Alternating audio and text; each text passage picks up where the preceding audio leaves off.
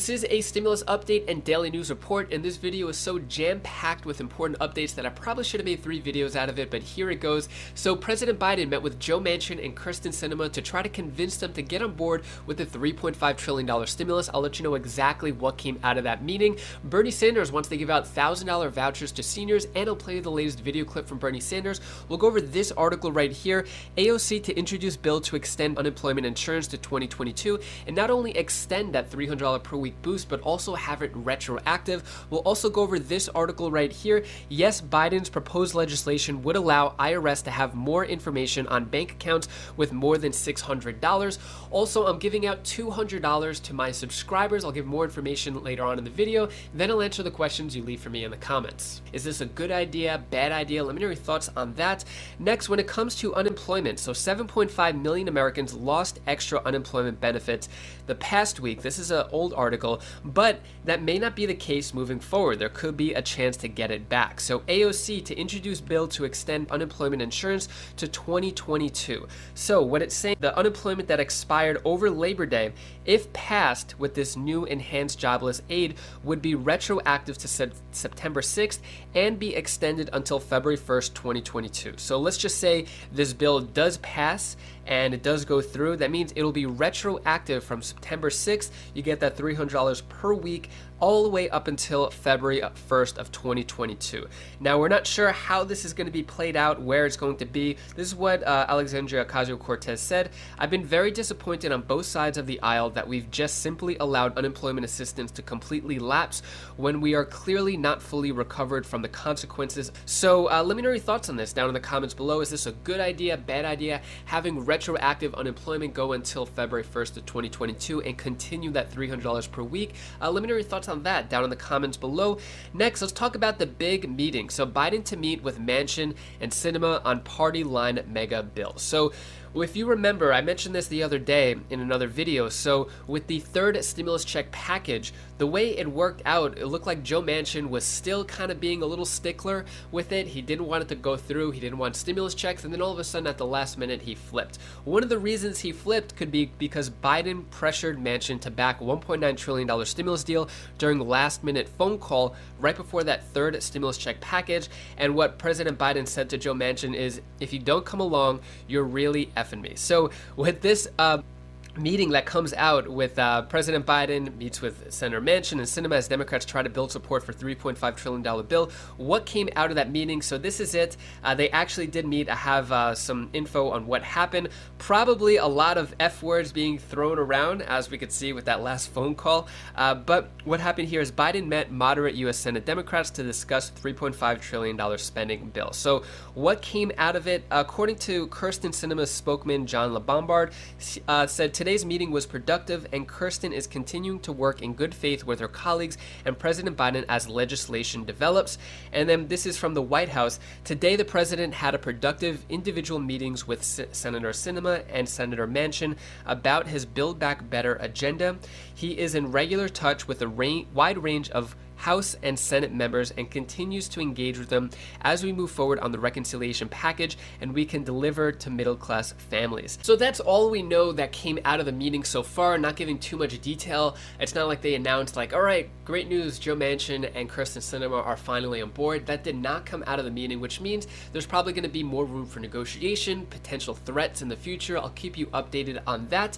Next, since we're speaking about Joe Manchin doubles down on wanting parents to work for child tax credit. So he mentioned this the other day that I played the video article on the video interview and what he said. Basically, for the child tax credit where parents are getting $250 to $300 per month, there's no work requirement. Basically, anybody could get it if you're on Social Security, SSDI, SSI, no job. If you have a job, no income requirements. Basically, you're getting that $250 to $300 per month. There are income requirements, but they're much higher. Meaning that I meant to say that there's no minimum income requirement. Basically, Joe Manchin wants it to be only going to working parents. Basically, any parent with a W-2, he wants them to get the checks, not people who are not getting the checks. Let me know your thoughts on that. Do you think parents who are not working should get that $300 or $250 per month. Check. Let me know your thoughts on that down in the comments below. Next, let's talk about Bernie Sanders. So Bernie Sanders says Senate Democrats weighing $1,000 voucher for seniors to purchase new Medicare benefits. So before we get into this, if you like this style of video of how I'm just kind of going over the headlines and giving you the summary of the articles, hit the like button down below. Also, I would love some feedback. There's so much to cover. I don't want to make this a 30-minute video, but let me know down in the comments below if you like this style. Do you want me to read more into the article? I'll have a pinned comment down below. Let me know, is this a good format, bad format? You want me to go more in depth? Let me know your thoughts on that. So Sanders said Democrats are weighing $1,000 vouchers for seniors to buy new Medicare benefits, saying, I think what we're looking at here is $1,000 right away. Use that to go to a dentist if you cannot afford to go. So this is what Bernie Sanders won. He said this a few days ago. He said, in terms of the voucher, what we want to do is make sure that people understand the significance. So as a bridge, I think what we're looking at here is $1,000 right away. Use that to go to a dentist if you cannot afford to go. That's very temporary, but maybe a bridge for a year. So this is going out to seniors on Social Security, expanding Medicare, basically saying here's the $1,000 if you want to go to a dentist. Looks like dental may not be included in that expanded Medicare program. So we'll see what happens with that, but let me know, is this a good idea? $1,000 voucher, meaning that it could only be used for like medical expenses, part of Medicare benefits. Let me know, good idea, bad idea. Next up is the latest video clip from Bernie Sanders. In addition to raising the corporate tax rate on businesses making $5 million in income to 26.5%, the plan also includes a 3% surtax on wealthy Americans making over $5 million a year, and a top tax rate of 39.6% on couples earning more than $450,000. For more on all of this, I'm joined by the chairman of the Senate Budget Committee, Senator Bernie Sanders. He is leading the effort behind the massive bill. Senator Sanders, welcome back to the News Hour. It's very good to see you. And let me ask you about what we are seeing from the House Tax Writing Committee, the Ways and Means Committee. $2.2 trillion over 10 years is what they have so far laid out. It's a lot of money, but it's well short of what President Biden was looking for. What is your take? Well, I think we'll probably do a lot better in the Senate. The bottom line is, I think every American knows, is that in our country today, the people on top, the 1% large corporations, are doing extremely well. And what we are seeing is that in any given year, you have multi-billionaires who are not paying a nickel in federal income taxes. That's true for many large profitable corporations. So I think what the American people are quite clear on, I'm quite clear on, now is the time to demand that the wealthiest people in this country and the largest corporations start paying their fair share of taxes. My hope is that we will pay completely for this $3.5 trillion reconciliation bill. Well, as we mentioned, one of the things they're proposing is to raise the top corporate tax rate from 20% to 26.5%, raising the capital gains tax rate to as high as 31.3% for the very wealthy. That's less than the top rate for earned income. Is that acceptable to you? Well, we'll see what the Senate Finance Committee does. But my general view is that at a time of massive and growing income and wealth inequality, when two people own more wealth than the bottom 40%, when the top 1% has more wealth than the bottom 92%, now is the time to ask the wealthy and large corporations to pay their fair share so that we can begin to address the long neglected needs of working families in terms of our children, in terms of healthcare, in terms of the elderly, and by the way, in terms of addressing the existential threat of climate change. So what do you think about what Bernie Sanders said? Do you agree, disagree? The last few days, he's just been doing interviews nonstop, getting his message heard about the $3.5 trillion stimulus. Let me know your thoughts on that. Next up, this crazy article right here. Yes, Biden's proposed legislation would allow IRS to have more information on bank accounts with more than $600. So this is sort of a way for the IRS to try to stop loopholes and tax evasion, and so that they could collect all their tax money. But here's a video clip explaining more about that. This is really interesting and a little scary at the same time. Take a look. How much money do you have in your bank account? Well, depending on your answer, under proposed tax reform by President Biden, every transaction you make would be reported to the IRS. This proposed plan is raising some major privacy concerns. 10 TV's Lindsay Mills combs through the testimony to verify what's included in the plan. Recently, I have noticed some rumors floating around that the Biden administration is trying to pass legislation to force all financial institutions to report financial transactions of $600 or more to the IRS. Is there any truth to these rumors? Our sources are testimony from the IRS Commissioner to the Senate Finance Committee, as well as President Joe Biden's spending plan for fiscal year 2022. Let's break down where this comes from. Back on April 28, 2021, the Biden administration announced the American Families Plan.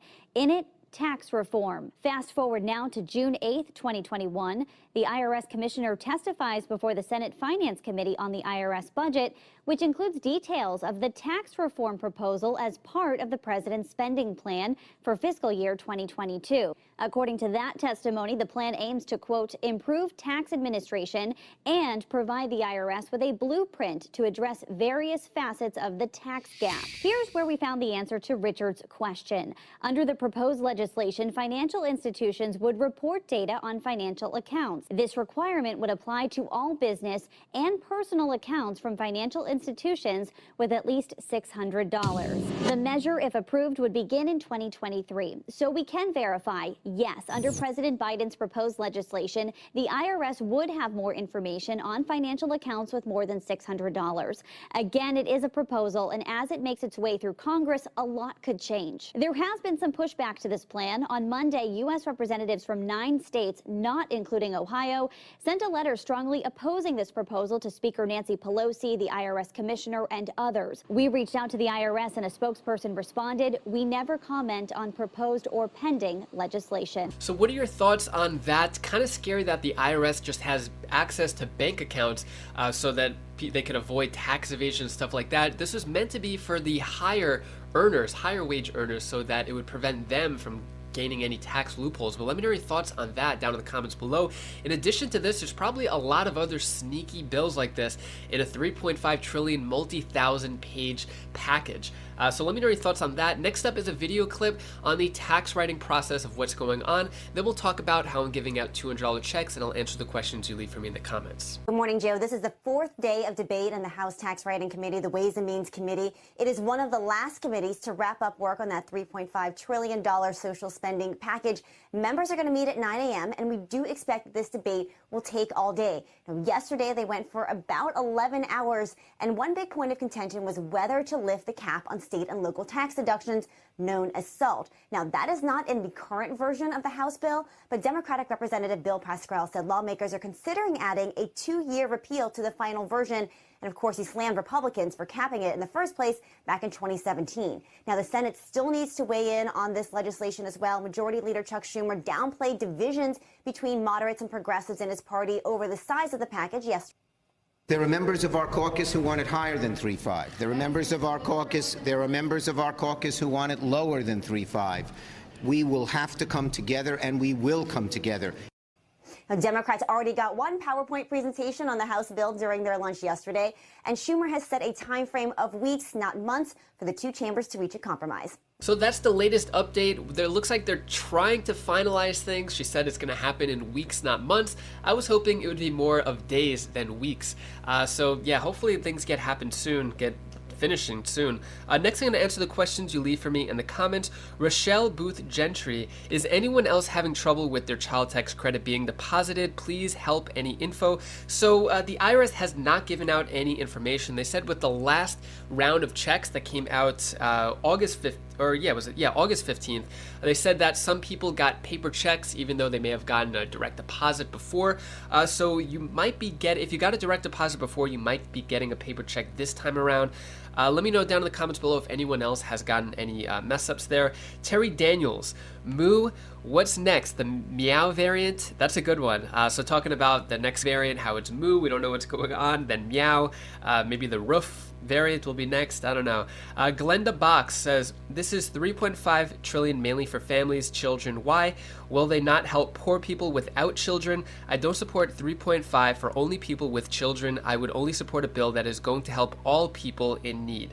Yeah, so it looks like people on Social Security like SSDI, SSI, a lot of proposals have been made, but it looks like they're not following through at the moment. The bill can still change. It's still morphing. A lot of negotiations. Until it's completely finalized and signed off, we don't know officially what's going to be in it. Next, Elvis1. How come no one is talking about how Manchin is getting $1 billion for his wife trying to grift us? Yeah, so I mentioned that a lot, actually, how Joe Manchin's wife is getting $1 billion for her commission. It's not going in her bank account or her pocket, but it's going towards her Appalachian commission, which is still a lot of money to be used for a commission. I'm not even sure what it's used for, but that could have been the reason why he was able to get on board with the physical infrastructure. Maybe he's looking for another billion for his wife to get on board with the $3.5 trillion stimulus. I don't know, but that is all the stimulus news I have for you today to hopefully cheer you up a bit. Here's my daughter Bella's tip of the day. Hi guys, I want to tell you something that you should always do. So, like if you're on like in a kitchen table or like in your bedroom, you should always sit on your bed or a chair. Take 1 minute off of your phone and take 10 breaths in. Breathe in and breathe out. That's what you should always do, because if you need to feel happy and feel, because that this is your only life. You need to take a chance of your life, because this is your only one and only life that can be a happy life for you. And just so you know, you should always stay happy forever. Bye. Thank you so much for watching, and to show my appreciation, I am giving out $200 checks to my subscribers, as I've done the last time. So I'm going to give out more information on this in tomorrow's video, and I'm going to talk all about the ways that you could potentially win $200. With the last time, I just sent out $200 checks. You could use these for whatever you want, pay rent, utilities, bills. I physically send out $200 physical check, so you can use it for whatever you want. It's not a gift card. It can't be used. It's not through a digital app or anything like that. As long as you have a physical address for me to send the check to, then I could do that. So more information in tomorrow's video. If you want to check out any of my other videos, you could click up here for my other channels, or down here for more stimulus updates, and I'll see you in the next video. Take care. Be safe. Thank you for watching. Thank you for watching. Thank you for watching. Thank you for watching.